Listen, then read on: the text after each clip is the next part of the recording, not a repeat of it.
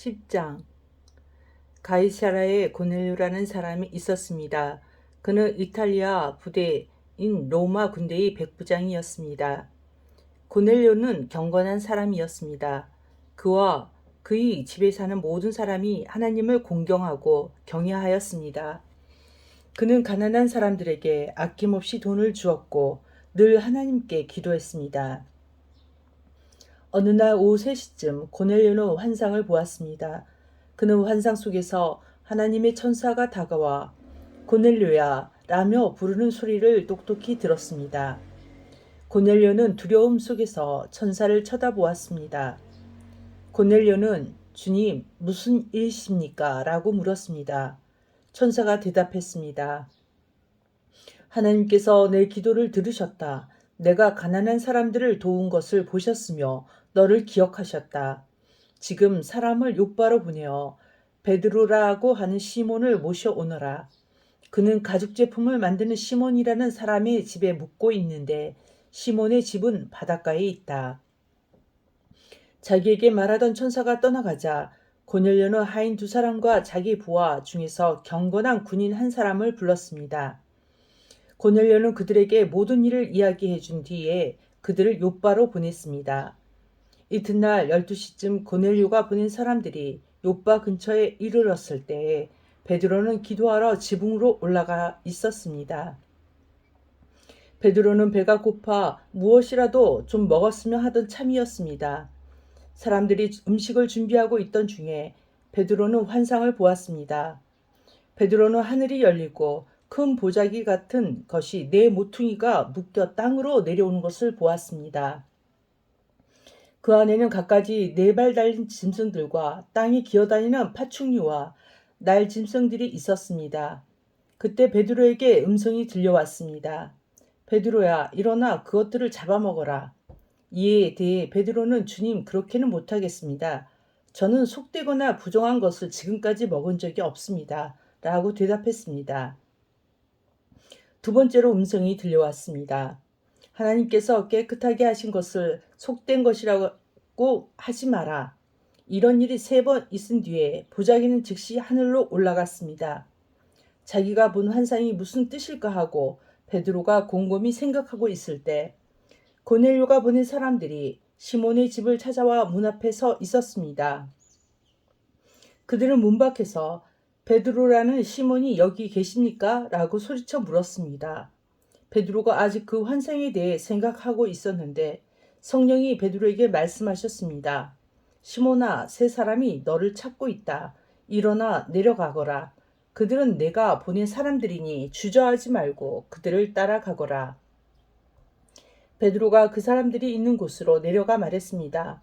내가 그대들이 찾는 사람입니다. 무슨 일로 오셨습니까? 그 사람들이 이렇게 대답했습니다. 저희는 고넬료라는 로마 백부장이 보낸 사람들입니다. 고넬료는 의로운 사람이며 하나님을 경외하는 사람입니다. 그는 모든 유대인들에게도 존경을 받는 사람입니다. 한 거룩한 천사가 고넬료에게 당신을 집으로 모셔오다가 당신이 하시는 말씀을 들으라고 분부하였습니다. 그러자 베드로는 그들을 집 앞으로 불러들여 묻게 했습니다. 이튿날 베드로는 자리에서 일어나 그들과 함께 고넬료의 집을 향해 출발하였습니다. 욥바에서 온 형제 몇 명도 베드로를 따라갔습니다. 그들은 다음날 가이사라에 도착했습니다. 고넬료는 친척과 친구들을 불러놓고 베드로를 기다리고 있었습니다. 베드로가 안으로 들어가자 고넬료가 그를 맞이했습니다. 그는 베드로의 발 앞에 엎드려 절했습니다. 베드로가 그를 일으켜 세우며 일어나십시오. 나도 사람일 뿐입니다. 라고 말했습니다. 베드로가 고넬료와 말하면서 집 안으로 들어가 보니 사람들이 많이 모여 있었습니다. 이들을 향해 베드로가 말했습니다. 여러분도 잘 아시겠지만 유대인이 이방 사람을 사귀거나 그의 집에 찾아가는 것은 유대 법에 어긋나는 일입니다만 하나님께서는 저에게 어떤 사람도 속되거나 부정하다고 해서는 안 된다는 것을 보여주셨습니다. 그래서 여러분이 저를 불렀을 때 이 일을 제기하지 않고 따라온 것입니다. 자, 무슨 일로 저를 부르셨는지 말씀해 주십시오. 고넬료가 말했습니다. 4일 전 이맘때쯤, 그러니까 오후 3시쯤에 집에서 기도하고 있었는데 갑자기 눈부신 옷을 입은 사람이 제 앞에 서 계셨습니다.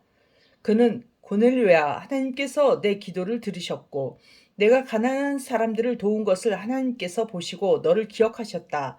지금 사람을 욥바로 보내어 베드로라고 하는 시몬을 모셔오너라. 그는 가죽 제품을 만드는 시몬이라는 사람이 집에 묵고 있으며 시몬의 집은 바닷가에 있다라고 말씀하셨습니다.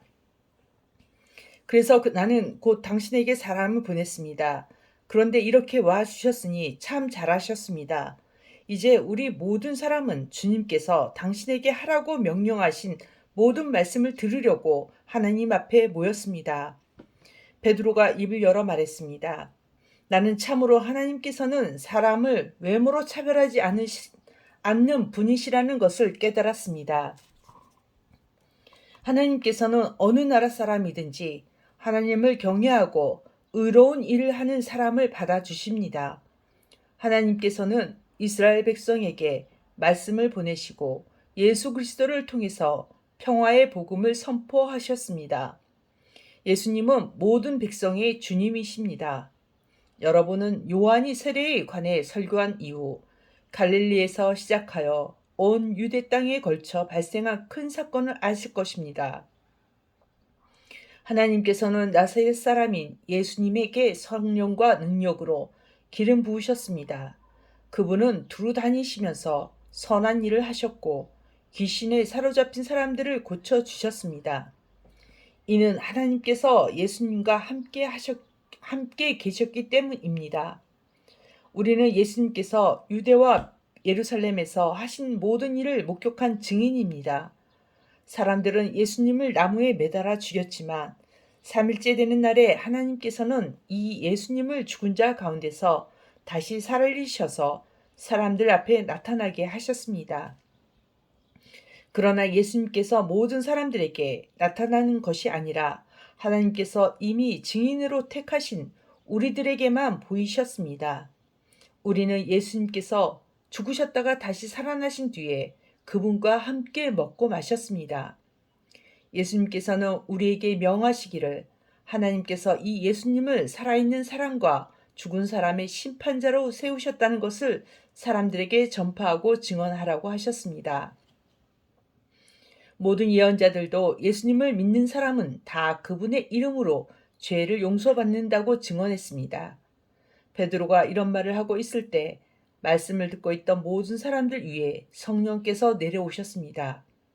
베드로와 함께 온 할례받은 신자들은 하나님께서 선물로 주신 성령을 이방 사람들에게까지 부어주시는 것을 보고 깜짝 놀랐습니다. 이방인들이 방언을 말하고 하나님을 찬양하는 것을 그들이 들었기 때문입니다. 그때 베드로가 말했습니다.